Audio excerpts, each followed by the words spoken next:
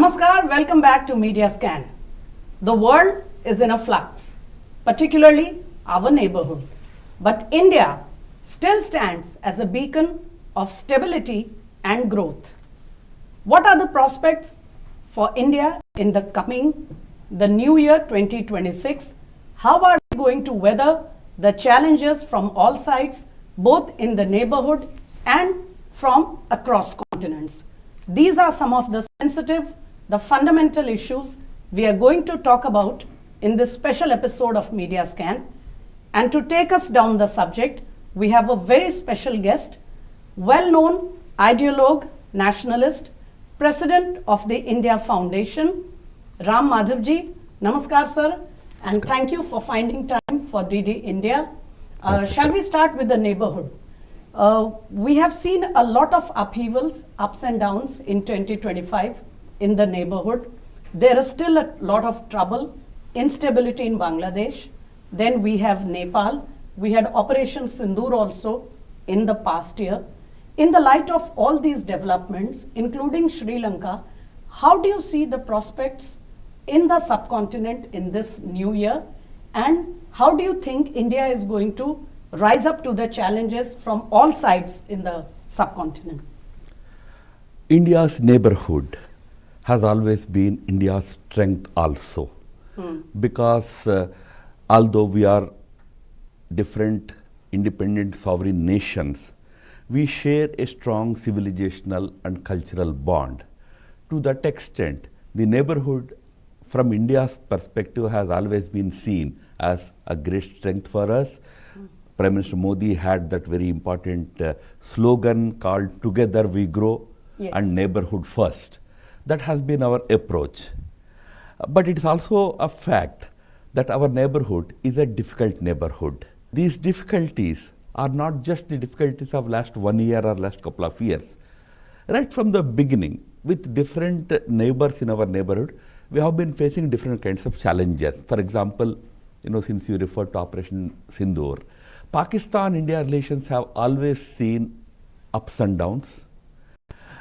We have very good relations with several other countries in the neighborhood. But for example, if you take the case of Myanmar, there has always been some amount of built-in tension in that relationship because of the kind of instability or because of the kind of political system that Myanmar adopted. So India's neighborhood at one level is our strength because of our cultural ties, historical ties, but also a challenging neighborhood. Going forward, that is bound to continue. Today, because we see some kind of a challenge rising from Bangladesh or some instability in Nepal, we feel that suddenly some neighborhood is turning into a real challenge and all that, but that has always been the case. One country or the other has always been having some challenges. Sometimes Maldives had a problem. At that time, at one point, India had to intervene also. Such a situation arose there. During IPKF years, we had tough time with Sri Lanka. So neighbors sometimes have been challenged to India, but I don't see anything drastically changing on that central theme, as I said, that we consider neighborhood as our real strength. So Prime Minister's slogan that neighborhood first and together we grow remains very valid in our relations with our neighborhood. At the same time, there are certain immediate challenges which we have to patiently wait and see. I want to follow up on this neighborhood first doctrine that you have referred in your remarks. And we have always stuck to this doctrine of neighborhood first. We are the first when Afghanistan goes through a natural calamity and earthquake. We are the first to reach our neighbors, whether it is Sri Lanka or Maldives, whenever they have some challenge in their situation, including economic. But lately, as we have seen, let me come to specifics. We have seen very threatening, very sinister messages coming out of Bangladesh, most recently, both from people in their interim administration as well as people who are outside the administration, but they have become prominent faces. Similarly, there are messages such as sinister comments coming from their intelligentsia. So at the moment, Bangladesh seems to be a country which is constantly provoking us, both in terms of security and other bilateral terms. There is an ongoing instability in Bangladesh at this point. For the last almost 7-8 months now, Yes. there is an interim government in power. It's not an elected government. It's a kind of a ragtag of student bodies and intellectuals and all sorts of people. Bangladesh is going for polls sometime in February, in a month's time now. Once the elections are concluded and Bangladesh is again ready to have an elected government, I'm sure things will certainly change from what we see today. So we don't have to judge the future relationship between India and Bangladesh based on the current realities. Right. I agree that today's leadership is getting a lot of support from India. You know, for example, when there was shortage of food grains, Exactly. we supplied food grains. Then there is shortage of oil today. We are supplying oil from Numaligarh, from Northeast. So we are extending whatever support we always extend to all our neighbors. As you rightly said, when they are in need, we are always there for them. Our policy continues to be the same, but it is unfortunate that the current leadership in Pakistan is sometimes adopting a very contentious kind of approach towards India. But I see it as only as a passing phase. It's always easy to deal with an elected government. Maybe that elected government can have certain views about India. Still, sovereign governments have a way of dealing with each other. Let's hope that in February, when elections are held, Bangladesh will be able to have a stable and responsible government in place. Yes, I will come to the elections also, but sir, the most important cause of concern on the Bangladesh front right now is what is happening to the minorities there. All minorities, but most particularly the Hindu minority. And we are seeing desperate calls for cries for help from their Hindu organizations, their minority bodies. Then there are, because of social media, there are individuals who are crying out for help from India. We are really being looked upon by the Hindu community of Bangladesh as someone who should protect them before they are almost wiped out in their land. What do you think should be India's position in this very sensitive but also very urgent matter? In Bangladesh, this has become a kind of a ritual for the communal elements, the fundamentalist elements, to use the Bangladeshi minorities, particularly the Hindus and Christians and Buddhists, as the targets of their violence, their barbarism. Every time there is a political issue there. So to gain political mileage, they always try to target the Hindu minority, the Buddhist minority and Christian minority in that country. So this has been the history in the last 40-50 years, ever since Bangladesh was created. Earlier, those elements used to be small. They used to be controlled by the then regime. Still, they used to perpetrate certain atrocities against Hindus. But right now, the current dispensation, which is again overtly, it expresses anti-India sentiments. It is apparently turning a very blind eye towards these forces. And these forces are really causing a lot of mayhem in that country, especially against the minorities. So if you look at the commentators, there is one very clear question here. Is the current dispensation, the interim administration, complicit, or is it, if I may say, incapable of controlling these attacks? I would say neither. No government can say I am incapable. And complicity is a very serious charge that I do not want to make, but I would certainly say they are turning a blind eye to these things, those incidents that are happening. Otherwise, they should really take stringent measures, although, of course, publicly they are saying that they have arrested people. Yes. Yesterday also they arrested a main mastermind behind killing of a Maulvi who was responsible for killing of a local Hindu there. Dipudas. So they are trying to say that we are acting, but I think they can do better to reassure their own minorities, but also to reassure the rest of the world, including India and all of us. After all, Bangladesh is a sovereign country. Yes. We expect them to take care of their people. We can, at the most, we can express our serious concern about it, which we conveyed through various channels to the government of Bangladesh, current government of Bangladesh. But at the end of the day, it is also their responsibility to ensure safety of the minorities in their country. Right. Moving away from the neighborhoods, sir, coming to the US, I don't think we have gone through as many ups and downs in Indo-US relations, and you have been quite invested in this relationship as much as we have seen in the past 1 year. But at the same time, if you look at the latest figures, the GDP data, you might see in the projections that despite very serious tariffs, we have managed not only to stay afloat, but we've actually done better, which shows that India is capable of standing up on its own, even if there are pressures from outside. But at the same time, the most latest statements show that the US is now perhaps in thinking of levying even more tariffs and other pressures on us, instead of finalizing the trade deal, which was supposed to be, almost done. So, there are so many complexities involved here. Look, US-India relations have a long history, and we consider our two countries as natural allies. We have a strong bilateral trade, and as you know, US is India's largest trade partner. A majority component of the trade is IT sector services. Yes. So we have a very strong trade relationship with USA, and I'm sure that relationship will continue in future also. But you are right now, the current leadership, especially President Donald Trump, has a very personalized approach to issues. What is coming in the way of smooth conclusion of even our trade deal is not the trade issues per se, but the personal issues that are coming into the whole thing, and that is delaying it. His personal things are driving the policy at the moment. Absolutely. It affects everyone. Absolutely. Each leader has his own style, and that is President Trump's style.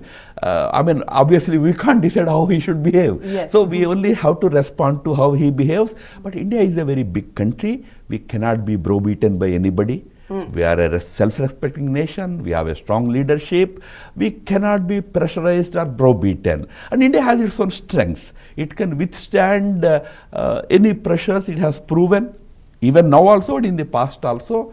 But that doesn't mean we want our relationship with any given country, in this particular case with the USA, to be permanently damaged or permanently soured or anything like that. We will, from our side, try to ensure that the relationship is returned to the normal levels.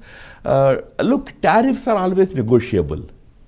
Today they are saying 50%, we may say something less. At some level we can agree. But when personal issues come into it, or when other issues like in India-Pakistan is brought into it, that complicates the entire issue. As you referred to it, the complexity is in President Trump trying to mix up the issues. Trade is different, India-Pakistan is different. But if you mix up these two, if you say that you recommend my name for Nobel, then only I conclude trade deal, that would not work with countries like India. We are ready to resolve the trade issue on a standalone basis.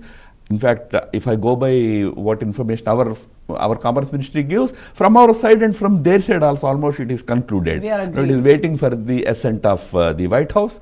Let's hope it comes sooner.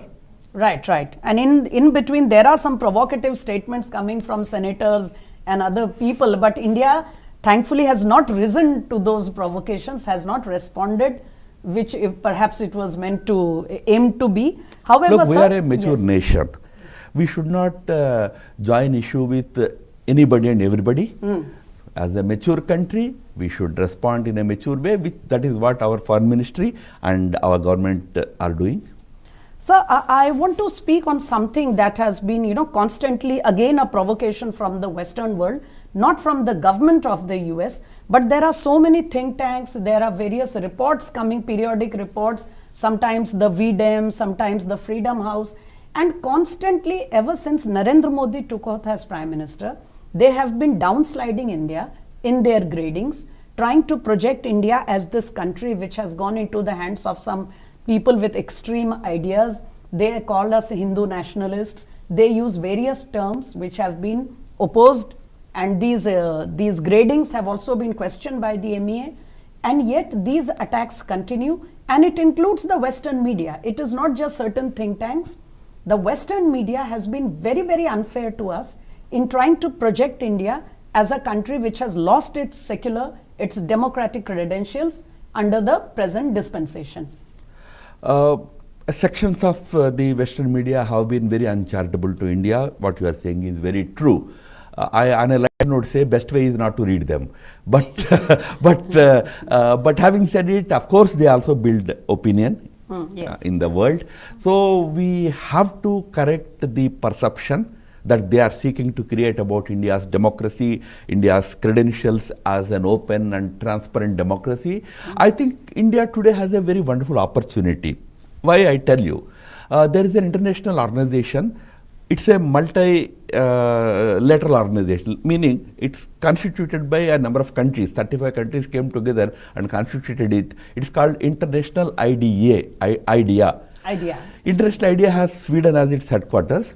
This year, 2026, India became the chair of that organization. International IDEA's only job is to protect democratic ideals in the world, promote those ideals. Now, India as the chair now should showcase the best practices of India's democracy. You see, Indian democracy is not only the largest, but the most successful democracy in the world. Yes. Take any other democratic country in the world. The kind of successful functioning that the world witnesses in India, you cannot witness even in United States of America. In India, we had our bad phase of 2 years of emergency under Indira Gandhi some 50 years ago. But in the recent past, we have showcased how well our democratic institutions function. We never had January 6th attacks on Parliament, Yes. which happened in Washington DC, the so-called more advanced democracy, America. In the capital, it witnessed rebellion on the Capitol Hill, but we never had it in our country. So we are not only the oldest democracy, but also the most successful functioning transparent democracy.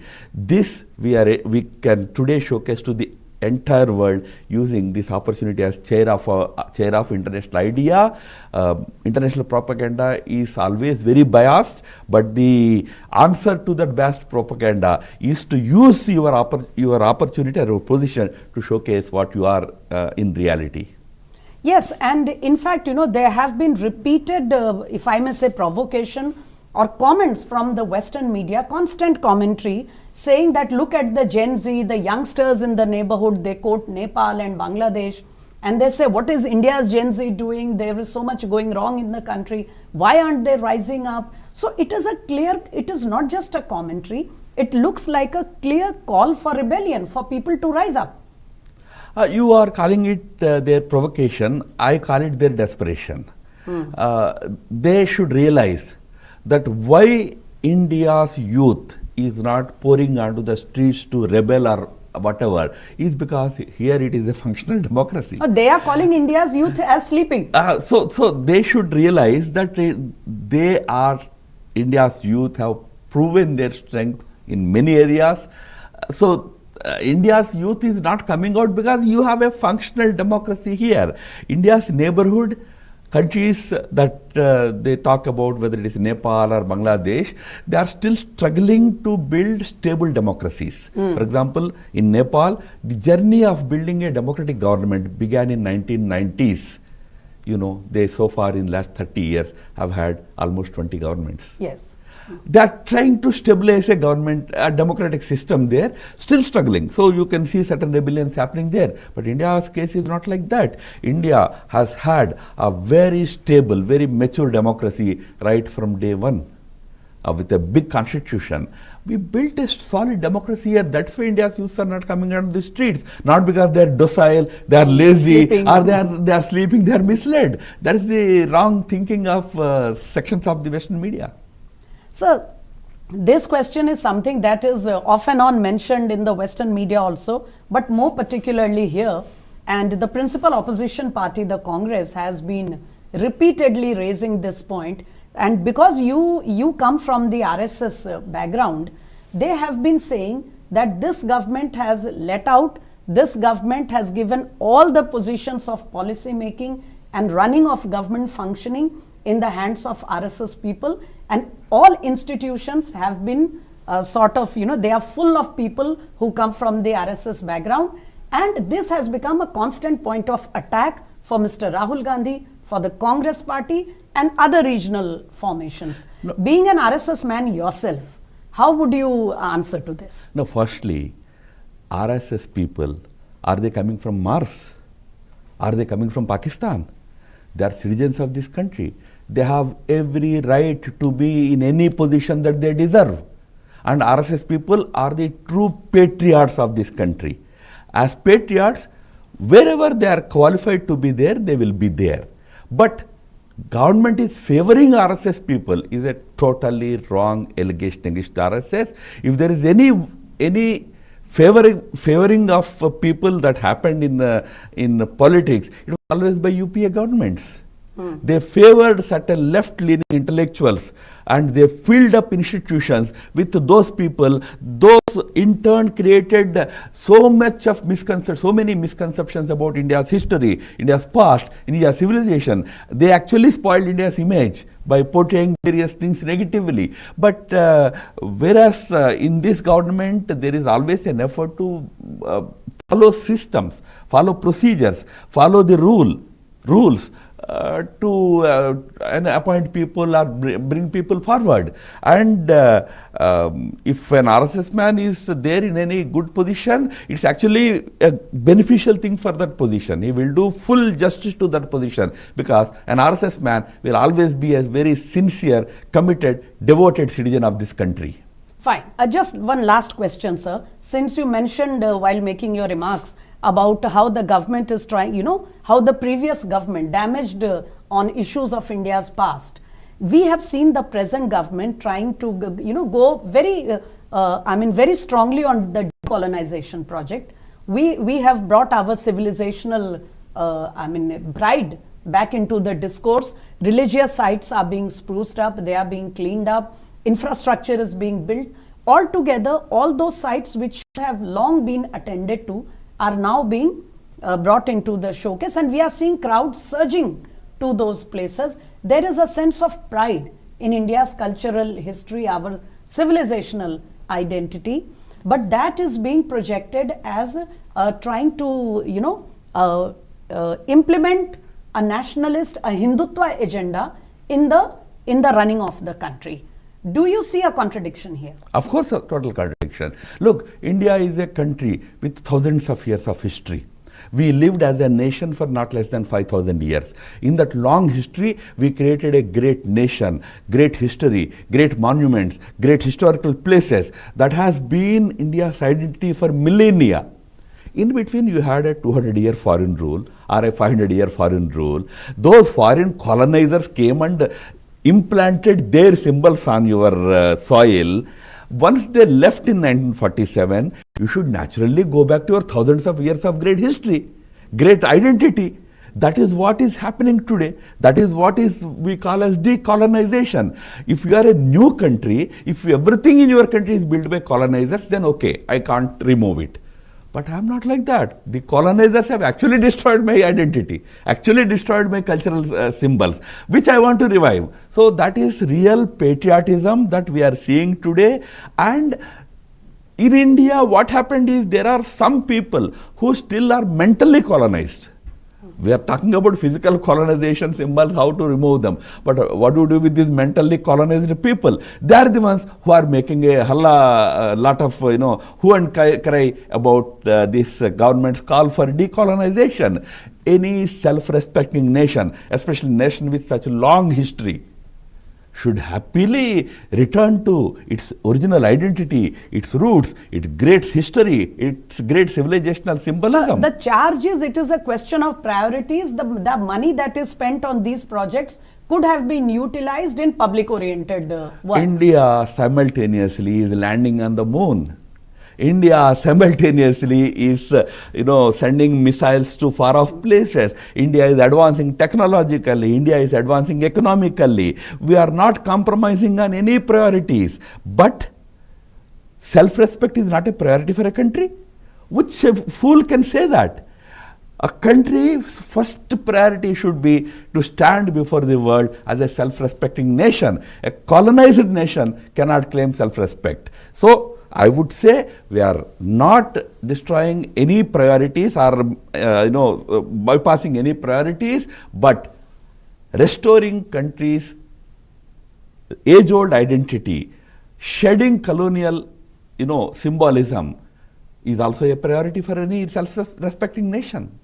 Absolutely. And I'm sure with the Somnath Swabhiman Parv going on right now as we speak, this effort, this attempt to bring back India's glory, to make Indians stand up with pride in the global arena is an effort, is a work which is in progress. But on that note, Mr. Ram Madhavji, let me thank you for finding the time for DD India and sharing all those sensitive issues with us with so much clarity. Thank you very much. My pleasure. Thank you.